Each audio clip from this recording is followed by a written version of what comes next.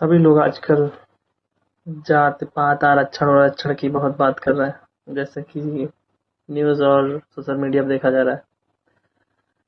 लेकिन यार ये सब होना ही नहीं चाहिए। जात पात आरक्षण वगैरह ये सब एक अविकसित देश की खूबी है। अगर आप एक प्रकार का ऐसा देश बनाइए जिसमें कि ये सब की बात ही ना हो, ठीक है। और रही बात आजकल नौजवानों को पता नहीं क्या हुआ है, वो सब अपने आप में लड़ने की इस होड़ में अलग ही दिशा में जा रहे हैं।